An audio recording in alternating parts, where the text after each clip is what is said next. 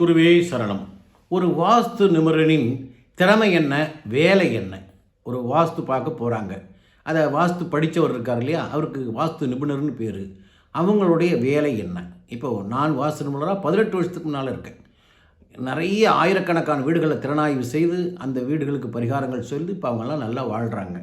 அது ஒரு வீட்டில் கால் வைக்கும் பொழுதே, தலைவாசலில் கால் வச்சு பெண்டுலத்தை எடுத்து குருநாதரை நினைத்து வைக்கும் பொழுது அவர்களை எதுவும் பேச வேண்டாம் அப்படின்ட்டுருவேன். எல்லாவற்றையும் வீடு முழுவதும் ஒரு அரை மணி நேரம் வீடு கொல்லப்பக்கம் எல்லாத்தையும் பார்த்துட்டு அதுக்கப்புறம் உட்காந்து உங்கள் வீட்டில் என்னென்ன நிகழ்வுகள் நடந்துதா, என்னென்ன துக்க நிகழ்வுகள் நடந்துதா, என்னென்ன நல்ல விஷயங்கள் நடந்துதா, அவங்களுடைய வாழ்க்கையின் நிலைமை என்ன, இதை முதல்ல நாங்கள் சொல்லுவோம். அவர்களுக்கு நாங்கள் சொல்வதில் நம்பிக்கை வரணும். கரெக்ட் தான், நீங்கள் சொல்கிறது சரிதான் ஐயா.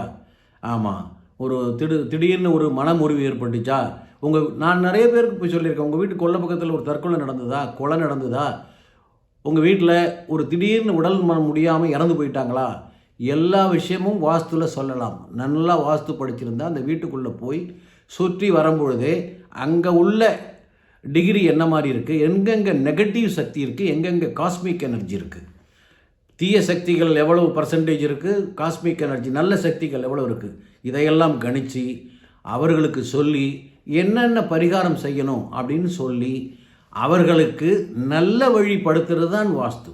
வீடை இடிக்கணும், தலைவாசல் எடுக்கணும், ஜன்னல் இடிக்கணும், அது இல்லை வாஸ்து.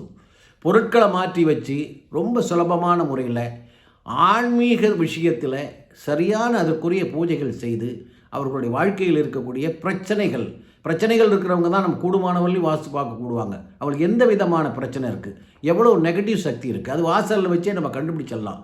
அதற்குரிய பரிகாரங்கள் சிறப்பாக செய்தால் அவங்க வீடு வாஸ்து இல்லமாக மாறும்.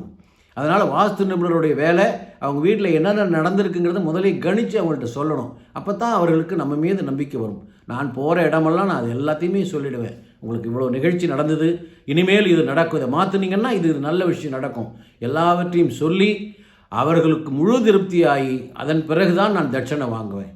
இப்படித்தான் 18 வருஷமாக நான் செய்து கொண்டிருக்கிறேன். சரிங்களா? வாழ்த்துக்கள். சப்ஸ்கிரைப் பண்ணுங்கள். வணக்கம்.